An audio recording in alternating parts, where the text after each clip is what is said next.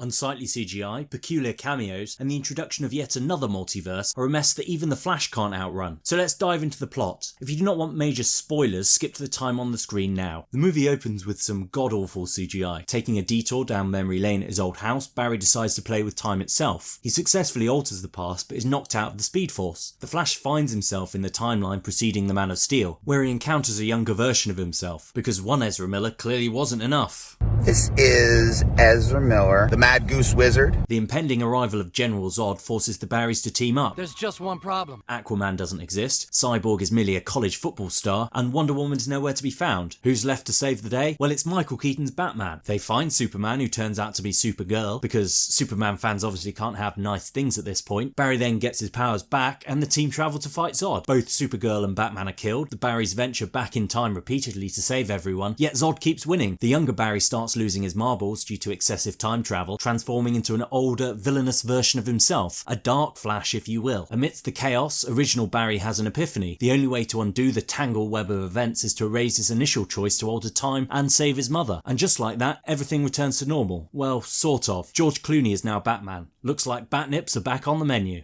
The story is a very loose adaptation of the Flashpoint comic events. The plot does a good job at telling Barry's origin without actually being an origin story movie. However, the plot as a whole was full of inconsistencies and isn't great overall. For instance, Sasha Calle, who plays Supergirl, is given very little to work with. She seems more like a plot device rather than a fully fleshed out character. Why is she in a Russian jail? Who knows? And what is General Zod, played by Michael Shannon, who was wasted on this film, doing other than blowing shit up? It only adds to the confusion. The anticlimactic battle in the desert during the third act was a lackluster CGI snooze fest, with characters lamely flying around. The concept of the multiverse, which seems to be the latest trend in Hollywood nowadays, worked well in the film Across the Spider-Verse as an intriguing plot device. Here it's a convenient way to hit delete on the Snyderverse. For me, that isn't a great feeling knowing we won't get to see Henry Cavill reprise his role as Superman. Furthermore, the multiverse serves merely as a vehicle for a collection of member berry moments.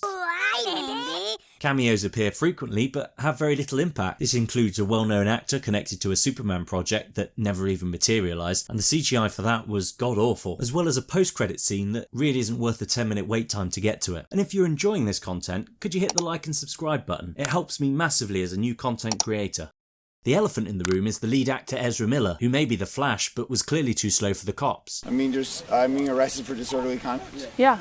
The actor has been arrested multiple times and also faced allegations of allegedly acting inappropriately towards a 12-year-old girl, alongside allegedly grooming and brainwashing an 18-year-old too. At this point, Ezra is starring as the Flash while method acting as the Joker in real life. Not exactly the reputation you want for your lead actor. How Miller has retained the role of the Flash up until this point, I have no idea. Perhaps someone can let me know down in the comments. I will say the director's decision to make Barry 2013 possess all the insufferable qualities of the Snyderverse Flash did allow for the main Barry to appear older, more mature and slightly more palatable. How much Ezra Miller you can realistically withstand will determine whether you can enjoy the film, plot aside. On the other hand, Keaton's portrayal of an aged Batman truly steals the show. He carries the film for me. The moments spent in the Batcave witnessing on board the Batplane, accompanied by Danny Elfman's exhilarating score, may be considered indulgent fan service by some, but they significantly enhance the movie for me. The film is cleverly designed to amplify the impact of Keaton's performance. Initially filled with light-hearted superhero humour, the latter half of the film embraces Keaton's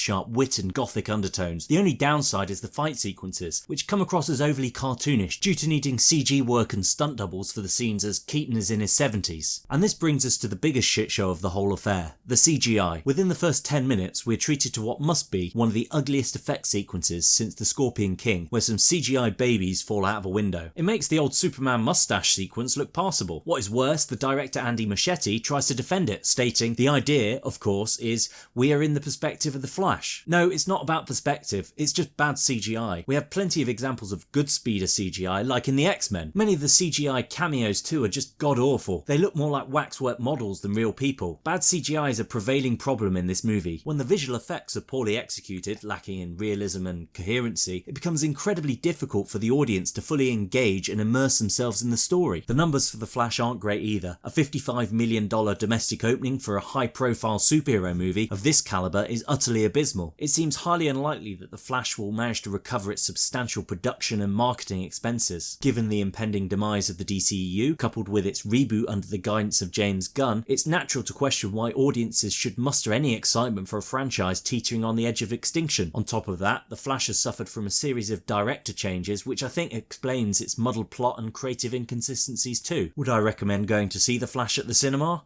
No, save your cash. Wait for it to be released on TV. This is a movie that if you unplug your brain on a Friday evening with a cold brewski in hand, then it might be a little bit of fun, but there's a lot better superhero movies out there at the moment.